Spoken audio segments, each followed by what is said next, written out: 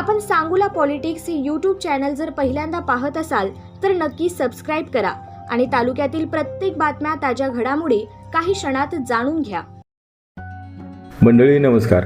जिल्हा परिषद आणि पंचायत समितीचं बिगुल येत्या काही दिवसातच वाजण्याची शक्यता आहे. मंडळी, ग्रामविकास मंत्री तथा सोलापूरचे पालकमंत्री जयकुमार गोरे यांनी 2 दिवसांपूर्वी या अनुषंगानं सूतवाच केले. मंडळी, राजकीय जाणकारांच्या म्हणण्यानुसार येत्या 30 तारखेला किंवा 31 तारखेला राज्य निवडणूक आयोगाकडून पत्रकार परिषद घेऊन आचारसंहिता लागू केली जाऊ शकते. मंडळी, असं झालं तर 31 डिसेंबरपूर्वीच जिल्हा परिषद आणि पंचायत समितीचा धमाका उडणार आहे.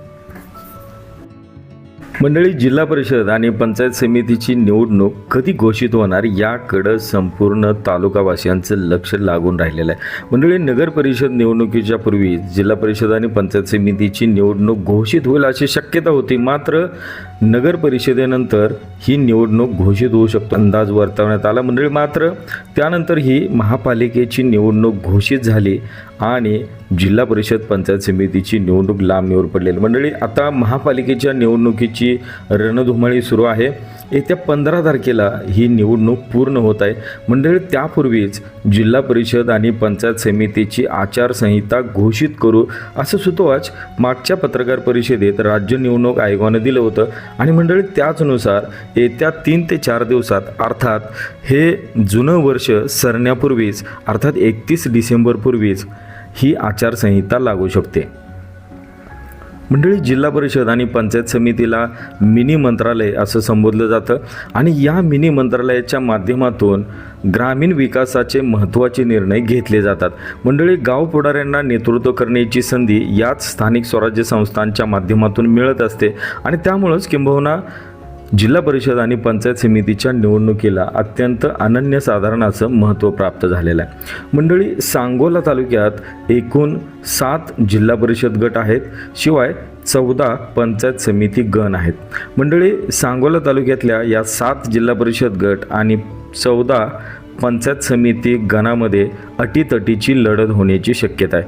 मंडळी, आपल्याला माहीत आहे की नगर परिषदेच्या निवडणुकीमध्ये सांगोला शहर विकास आघाडीच्या माध्यमातून भारतीय जनता पक्ष, शेतकरी कामगार पक्ष आणि दीपक आबा साळुंखे पाटील यांचा गट अशा 3ही मातबर पक्षांनी नेत्यांनी एकत्र येऊन ही आघाडी स्थापन केली होती आणि या आघाडीच्या माध्यमातून सांगोला नगर परिषदेच्या निवडणुकीला ते सामोरे गेले होते.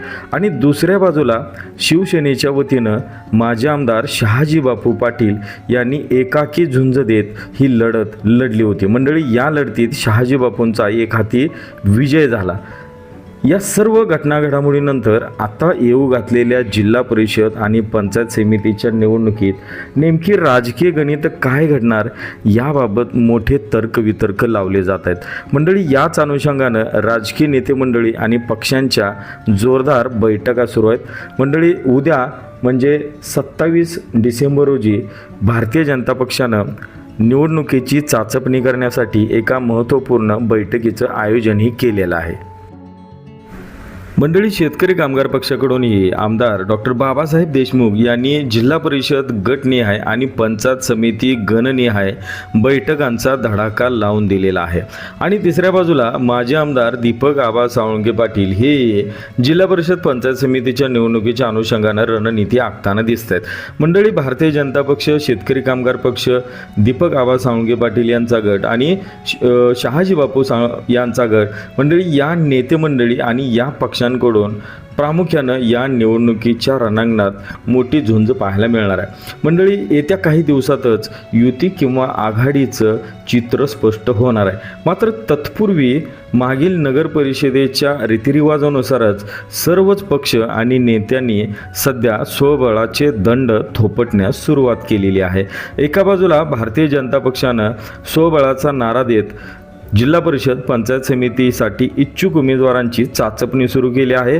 दुसऱ्या बाजूला आमदार डॉक्टर बाबासाहेब देशमुख यांनी शेकापच्या सर्व इच्छुक उमेदवारांच्या बैठका घेऊन त्यांची चाचपणी सुरू केली आहे. तर तिसरीकडं माजी आमदार दीपक आबा साळुंखे पाटील यांनीही बैठकांचा गुप्तपणे धडाका लावलेला आहे. याशिवाय माजी आमदार शहाजी बापू यांनी या निवडणुकीच्या संदर्भातले सर्व निर्णय किंवा सर्व सल्लामसलत ही उपमुख्यमंत्री एकनाथ शिंदे यांच्याशी करूनच आगामी निर्णय घेतले जातील, असं मध्यंतरी एका पत्रकार परिषदेत बोलताना सांगितलं होतं. तर मंडळी, या जिल्हा परिषद आणि पंचायत समितीच्या निवडणुकीमध्ये कोणकोणते पक्ष युती आणि आघाडीच्या माध्यमातून एकत्र येणार की सर्वच पक्ष एकत्र येऊन ही निवडणूक लढवणार, हे येत्या काही दिवसात आपल्याला कळणार आहे.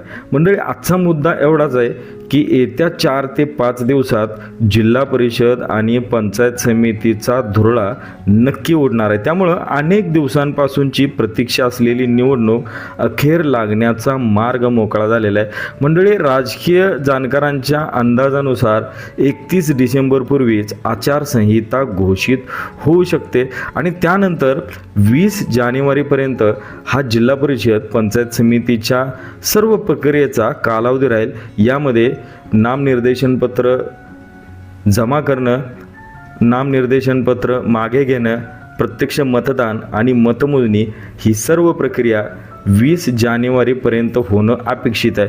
मंडळी, आता राहिलेत फक्त 25 दिवस. या 25 दिवसात या सर्व गोष्टी करणं हे निवडणूक आयोगाच्या पुढचं मोठं आव्हान असणार आहे. त्यामुळंच येत्या 4 दिवसातच या निवडणुकीची घोषणा निश्चित होऊ शकते, हे मात्र खरं आहे.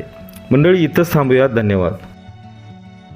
आपण सांगूला पॉलिटिक्स हे यूट्यूब चॅनल जर पहिल्यांदा पाहत असाल तर नक्की सबस्क्राईब करा आणि तालुक्यातील प्रत्येक बातम्या, ताज्या घडामोडी काही क्षणात जाणून घ्या.